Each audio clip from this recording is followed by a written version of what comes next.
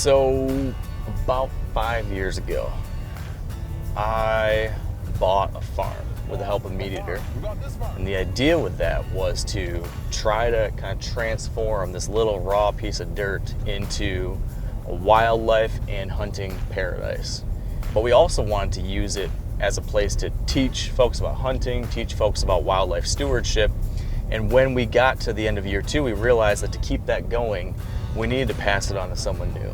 So we donated the farm to the National Deer Association for them to use as a location for their new hunter mentorship program called Field to Fork. Field to Fork is a mentored hunting program for adults that focuses on food. We set up a table at the farmer's market. We offered them an opportunity to sign up for a class to learn to hunt. In 2021, I got to be a part of that first program, and I met two guys, Evan and Forrest, who were two new hunters trying to figure this whole thing out, and I got to mentor them that year, and actually had the good fortune to be with both of them when they killed their very first deer. In the years since, those two guys connected because they both mentored under me. They became hunting buddies and decided, hey, let's keep trying to learn to hunt together. Let's scout together, let's study together, let's learn to shoot bows together. And so they've been doing it, they've continued down that path, and actually now are volunteering on the back 40, mentoring other new hunters, and they're giving their time to improve the habitat out there. And so it's been this incredible full circle kind of thing. Well, today, I am going back to the back 40 to meet up with Evan and Forrest, to kind of have a reunion, to maybe give them that last opportunity or that last big training session here.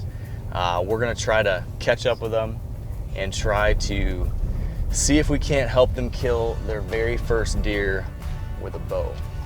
So that's the game plan. We're gonna see the back 40 again. We're gonna get a first archery deer or two on the ground and have a lot of fun. 2 years ago, when we all met at that first Field to Fork event, if I had told you that 2 years later, you would be back doing this kind of thing at this point in your hunting journey, what would you have thought? I mean, considering we almost passed out when you arrived at the first thing, you know, it would have never crossed. In fact, we were really impressed your participation in the carryover that had happened. We didn't, that wasn't sort of advertised or publicized. That was kind of a big surprise. It was just really cool to see like that there was like it wasn't just a handoff, that there was still that participation. And so I think that was pretty surprising. That's what we connected over originally. Yeah, I mean, I think I had been looking for some kind of hunting mentor or program for 2 or 3 years before I just started to try to teach myself to turkey hunt. Yeah. So I was trying to teach myself a lot longer than what it took to get here now. So it's pretty amazing. So what about this place in the Field to Fork program, like the actual process you went through? I know we talked in the past about some struggles you had trying to figure it out on your own. What was the experience like going through this formalized Field to Fork thing? One of the things I struggled with, you hear food to bed all the time, and I couldn't wrap my head around bedding. Sometimes I think deer are much larger in my mind, that there's no way that they could just, come out of this field and disappear in there. And through that experience, that helped a lot. For me, it was just the shooting aspect of it, like using a rifle. I have shot rifles before, I have shot handguns before, or what have you, but never when it would count. And the shots weren't great at first, but then the mentor says, well, that's a dead deer. You're shooting at, your target's really like this big, it's not a bullseye. I mean, you're walking away from it hunters. If you really follow the program, you can hunt afterwards. We've been too slow. It's already after 3. So we probably should get geared up, get ready to go, and then we can talk game plan about specifically where we want to go, how we're going to split up, all that kind of stuff. My plan for the week is to take turns hunting with either Forrest or Evan while the other hunts on their own. Tonight, it's Forrest's turn. The two of us will be hunting Field 3, a zone that when we first bought the farm was weed-filled and desolate, but now is home to thick cover, food plots, and mast-producing trees. So this is so awesome to see. you can see these grass plantings that we started 3 or 4 years ago and that were just, 12 inches tall that first year. Now we've got grass, almost up to my shoulders all through here. I mean, it's super thick. If you look over here, you can actually see a couple of the pine trees I planted back in 2020 that have survived. So these went from like deer deserts to now 100% deer habitat, turkey habitat, all sorts of critters using this stuff. It's really come together nicely. It used to be that just the swamp and the timber over there was bedding, but now, when you look at that with all that switchgrass, it's huge. It is so different than it used to be. There could be deer bedded in the field, right on the edge of this food plot almost. 2 weeks ago, the mentor that was sitting here saw 3 6-pointers pop out. What would you do if there was 3 bucks standing right there? I'd shoot one. Good call. That's exciting to think about it. It is. There's a doe.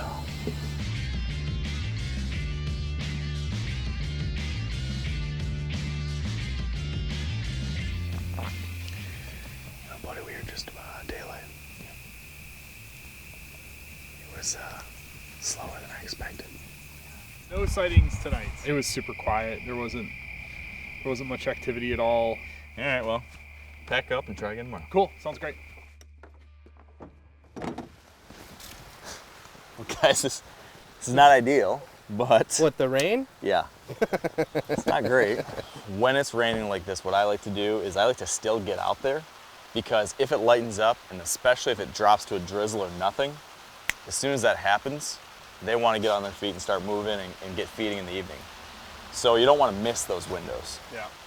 Let's mount up, All right. and make the best of this. All right. How you feeling? I feel great. Excited? Yeah, man. This is amazing. It's a great view, isn't it? It's a great As view. far as, Yeah. were you at the tree planting event this spring? Yeah. So I missed that, so I don't remember what were the trees that you guys planted out here along the edges. Do you There remember? was a lot of conifers. Okay. There's something up here that's more of like a deciduous tree, like almost looks like maybe a chestnut. Well, there's been a ton of conversation about chestnut. Yeah, exactly. There's been a lot of focus on the rehabilitation and the American chestnut. So I know that's a focus. Yeah. There's a deer right there. Jeez, Pete. There's a deer right there. Just hopping. How are you doing? Good. Yeah, having fun. Get to sit around and watch deer. I mean, at least we're out of the elements. Yeah. So doing better than Forrest. Yeah.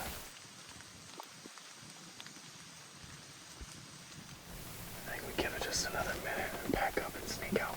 Sounds good. Tomorrow will be better. Yeah. With the weather finally cleared up, the 3 of us returned to the back 40 the next day for some practice with tree saddles and another hunt. This time with better conditions and higher expectations. Forrest and I are headed to the Honey Hole, a location I fell in love with from the first time I walked it, and a spot that Forrest, Evan, and I have all made great memories. So it's pretty awesome looking across this. All this switchgrass that's come in over the last couple of years. I frost seeded this 4 years ago, and you can see here and then even more up ahead of me. I mean, it's tall, it is thick, all these fields now. It's really, really cool to see that progress. The volunteers from the National Deer Association have done a great job of continuing the things I started. They've added more switchgrass, they've planted more trees, they've added more food plots. It's been really great to see that stewardship continue. As Forrest and I approach the Honey Hole, I can't help but think back on how much this place has changed too. While the back 40 was in our care, we removed invasive species throughout the Honey Hole, conducted a prescribed burn, planted trees, established food plots, and restored the native prairie. And in the years since, the NDA volunteers have continued and improved upon that work. This spot was great, and it's only getting better. Well, how's it feel to be back in this spot again? Oh man, feels like this is where all the good stuff happens. So do you remember December, what was it, 2021? Yeah. Sitting right here. Yo. And I was kind of hyping it up because Evan had shot a deer from here, Right. right out the gate. Yo. We're here now 2 months later, and nothing. Right. Right? I mean, the first hour, no deer. Second hour, no deer. No deer. Third hour, no deer. We're up against, I think, a 5:28 or something cutoff time, and we didn't see anything. Like last 10 minutes of daylight, maybe? Yeah. Last 10 Right back minutes. behind me, right? Was where I Yep. saw him. Yep. And then what? There was a couple of those that came through first. Yep. Out of range, or did they just like move Yeah. off too They quick? never stopped, but I think they were out of range, and then they peeled off more out of range. But I had the gun out, I was lined up and everything, and I'm just kind of thinking like, okay, that's it. Then all of a sudden I look to the right, and there's like 8 does just coming in, like in a group, just boom. Oh, there's one coming in to the right. Big doe to me. There's several deer coming. And I was like, it's gonna happen. It's gotta happen with that many. Do you remember what your mindset was like at that? I was an autopilot. And one came through, and then another one was bigger, and then a third one came in and they overlapped, and were feeding, and walked a little bit further, and the second and third split up, and the third one looked like the cleanest shot to me, and Whenever she stopped. We're on the middle one, right? Yeah, middle toe. Whenever you're ready for us. boom, right through kind of the upper lung area, and I just instantly started going into shock there. I'm shaking. You said you were shaking. I'm shaking. Yeah. Was it what you expected it would be like? Like when you got down and walked up on that deer and realized you'd actually, harvested, killed your first deer? It was that like? It was a lot more emotional than I thought it would be. All of the anxiety of making sure that the kill was ethical and was gone, and it was the feeling of amazement and instantly this huge appreciation for this deer that I'd never thought that I would have, that I've heard other people talk about, and respect and appreciation for it. Here's my setup for tonight. Montana ground line, overlooking a food plot. Down to 1 hour. All right. Unbeknownst to us, while Forrest and I were anxiously scanning our surroundings, Evan was sitting a couple hundred yards away, shaking out of his boots as 2 different bucks passed just outside of range.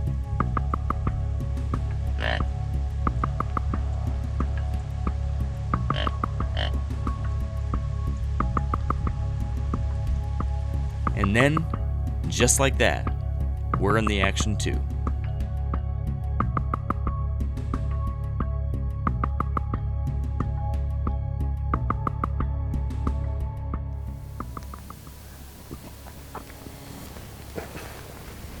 Don't move.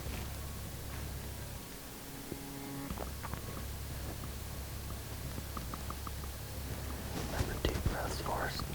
Just take a deep breath, calm yourself. Okay.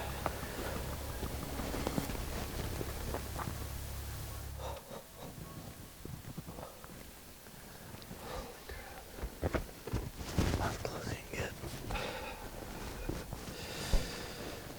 There's still light beer over here. Yeah. How much time do we have left? I think we're probably done. That was really close. That was really close. It was like 5 minutes too late. I'm shaking. I'm dark. I'm shaking too.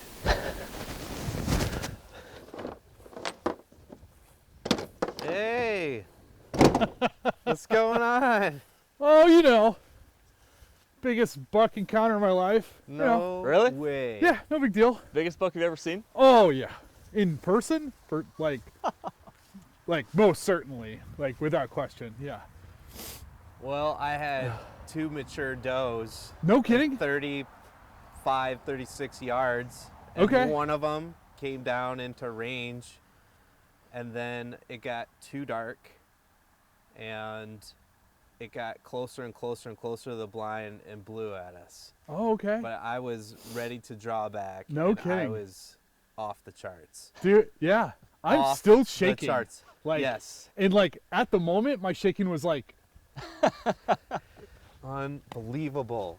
wow. Should we try again tomorrow? Yes. Oh, I think so. I think I need a drink. Let's Yeah, get a drink. right. Let's get some food. Let's celebrate I a fun agree. night. Oh my God, And then thank let's you. kill something tomorrow. Thanks, That's Mark. right. Yeah. Thanks, Mark. Good job, guys. Yeah. Awesome. We're so Awesome. close. Awesome. You're this close. That was amazing. That was insane. Damn it. I'm gonna go throw up. I feel like you guys have been in school for the last 3 years. The coursework began when you began the Field to Fork program. You did your homework, right? There was the online courses. You showed up, you did the in the field educational event. I hunted with both of you. That was like, I don't know, first day of high school. You made it. The last couple of years you've continued. We've continued hunting this week. That brings us to today, which is like the final exam. And if you pass this, you graduate high school. Oh, man. You guys I feel love like high school. You feel like you're ready? Yeah. Yeah. I'm ready. Yeah, we're feeling, after the last few days, we're feeling very confident. And I think we're ready to take the final exam. Let's do it. Let's Do it. Thank you. Thank you. What, man?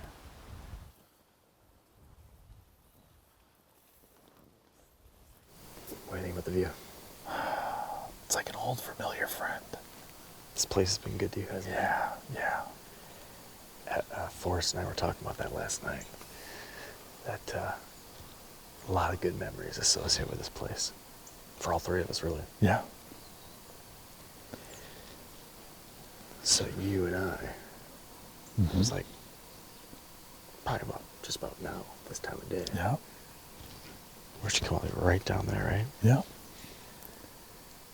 Came waltzing down the food plot. God, Yeah. if that could happen again, that'd be perfect. We had gotten up there and set up, run through the scenarios, and we got to talking for about, I don't know, 10 or 15 minutes? Maybe even less than Maybe that. even less than It that. was fast. And Mark's like, that's a deer. And he's like, don't move, or something to that extent. The deer crests, comes up over the hill, walks slowly, which we got to watch the entire time, slowly walks up to less than 5 yards from the elevated blind, right? And then catches our wind and starts running the other way. And I'm thinking like, that's it. And then Mark was like, oh, get your gun up.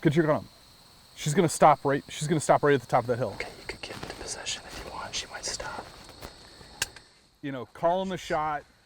She stops and she just stood there. No need to rush. If you feel good about it, whenever you're ready. I'm gonna shoot. Okay.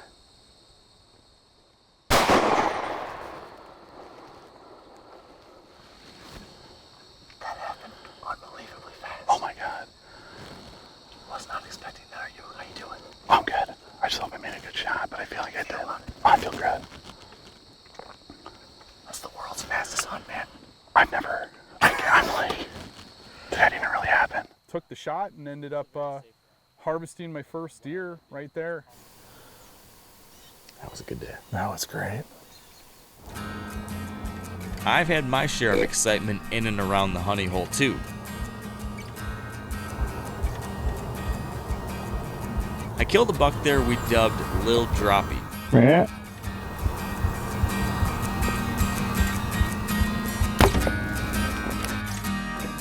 And the year prior, arrowed the wide 8 as he emerged from the thicket and came into my grunts.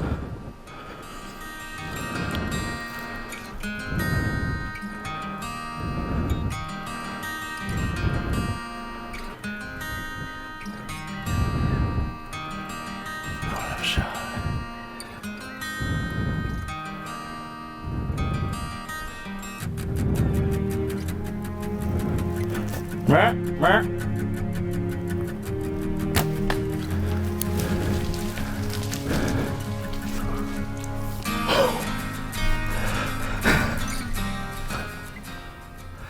spent a lot of days out here. Now, Evan, what do you think about the back 40? The back 40 provides. It's an educational tool. I mean, this is, you know, there may be hunters who hunt out here who continue to hunt, who may never set foot on a property like this again. Yeah, one of the things that shocked me the most about this group is the level of camaraderie, the brotherhood, the relationships. Given the experience and an opportunity to harvest an animal, be around other people who are interested in it, have the ability to be trained on the different disciplines as far as, you know, archery and firearm, to have good people around you that teach the ethics of deer hunting. I think that's really important. Seasoned hunters giving up prime hunting time to teach other hunters how to hunt with enthusiasm, with like genuine passion behind what you're doing and the reasons you're doing it. That's a confidence builder for anyone, and it needs a very safe, calm, and frankly unpressured place in order to have all this things come together and have the level of success that we've had. You can read a lot, you can listen a lot, you can watch a lot, but truly having somebody next to you, watching what they do, listening to them, and then having them guide you, I think is the ultimate step for someone who really wants to be successful in the woods. I'd say just about everything I could have dreamed this place could be has mostly come to fruition.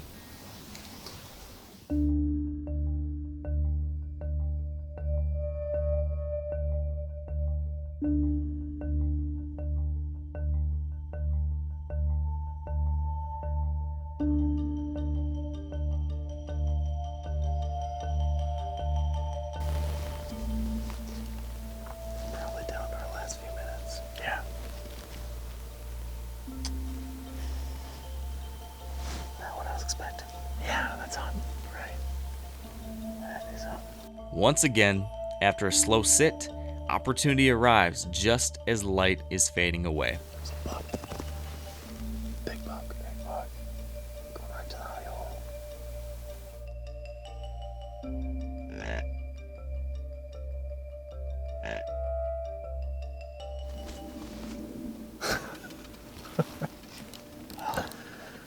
Oh, we're excited. Yeah, we didn't get skunked, I guess. That was crazy. Hey, boys. Hey, Well, didn't see anything. nothing? Not a thing? Nothing. Wow. Didn't hear anything in that back timber or anything. No movement. Man, that's wild. It is. So should we have one last celebratory dinner and a cold beverage? to I think so. cap this I sucker think off? I Yeah. think we've earned it.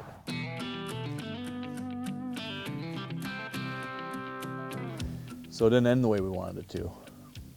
But do you feel like, other than the deer that we wished each of you got, did you get what you were hoping you would get out of this week?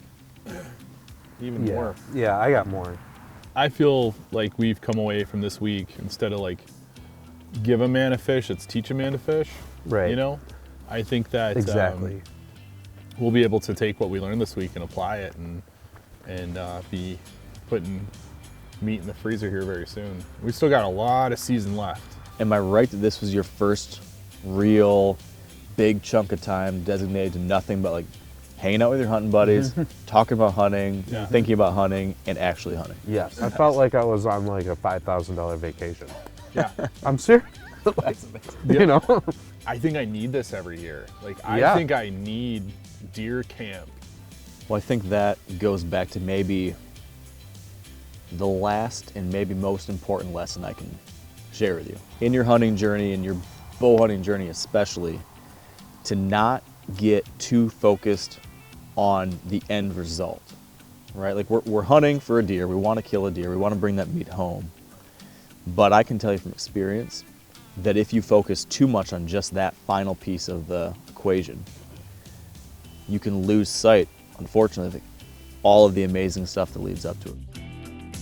When I first started the Back 40 project almost 5 years ago, I was filled with questions.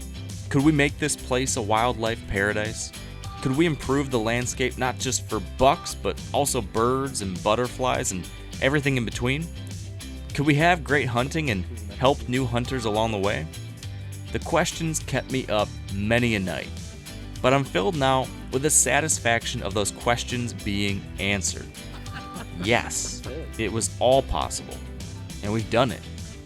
And as I've learned now time and time again, if you do your part, the Back 40 provides.